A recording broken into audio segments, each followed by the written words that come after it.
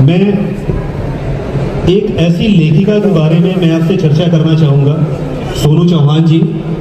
आप ये समझिए जो सिर्फ एक हाउसवाइफ हैं और बहुत ज़्यादा पढ़ी लिखी नहीं है, लेकिन उनकी कहानियों में जो बात है, जो ज़मीन बिल्कुल ऐसा लगेगा जैसे आपके घर की कहानी है, और उसमें एक अजीब सा आपको अपनापन लगेगा, एक रिश्तों की एक अजीब सी एक ऐसी बात लगेगी कि जो आप बार बार अपने परिवार में महसूस करते हैं जब कोई छोड़कर चला जाता है, या कोई घर से निकला, पढ़ाई किया और वो चला गया नौकरी करना, और एक अजीब सी बात होती है कि फिर वो कभी नहीं लौटता।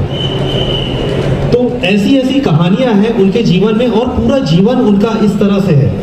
और एक सबसे बड़ी बात यह है कि जिस वक्त मैं उनकी पहली किताब पर काम कर रहा था, वो कैंसर से लड़ रही थी, उनका कीमोथेरेपी चल रहा था, और एक संयोग कहिए कि एक अजीब सी एक बात कहिए या प्रार्थना कहिए या जो भी जीने की एक लालसा कहिए, कि जैसे जैसे मैं उनकी जितनी, ये था कि एक किताब निकालना भी मुश्किल था, और उसके बाद धीरे धीरे करते करते उनकी 10-11 किताब हो गई, और अभी भी वो संघर्ष कर रही है। लेकिन वो अपने आप से, और पैरालिसिस का अटैक भी पड़ा, बहुत सारी चीज़ें। मैं चाहूँगा 2 शब्द मोनिका जी, सोनू चौहान जी के लिए।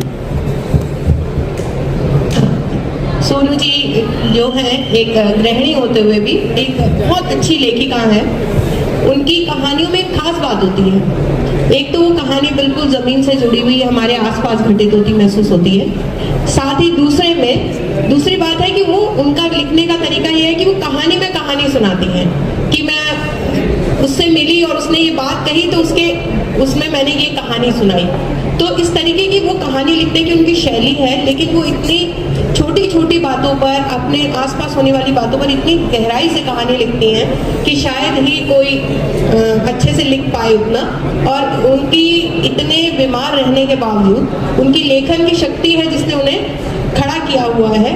और जो जैसा कि दिनेश जी ने कहा कि जब पहली पुस्तक आने वाली थी तो तब ये लग रहा था कि शायद वो ये ना हो कि वो अपनी पहली पुस्तक भी ना देख पाए, लेकिन ईश्वर की कृपा से आज उनकी 11 पुस्तकें आने के बाद अभी भी वो इस स्थिति में नहीं थी। मैं चाहती थी कि वो यहाँ आए, वो आ नहीं पाई है, लेकिन फिर भी उन्होंने बहुत अच्छे से उनके लेखन के कार्य को रखा है। मैं चाहूँगी कि आप सोनू चौहान जी की कहानियाँ पढ़ें और उनका आनंद लें और जीवन के साथ जुड़ सकें। बहुत बहुत धन्यवाद। बहुत बहुत धन्यवाद। एनबीटी के स्टाफ का भी बहुत बहुत धन्यवाद। आप सभी ने इतना समय दिया, उसके लिए बहुत हृदय तल से हम आभारी हैं। और आज लेखक मंच इंक पब्लिकेशन का कार्यक्रम यहीं पर समाप्त होता है। बहुत बहुत धन्यवाद। विश्व पुस्तक मेला 2026 बहुत ही यादगार रहा, और इसी के साथ आज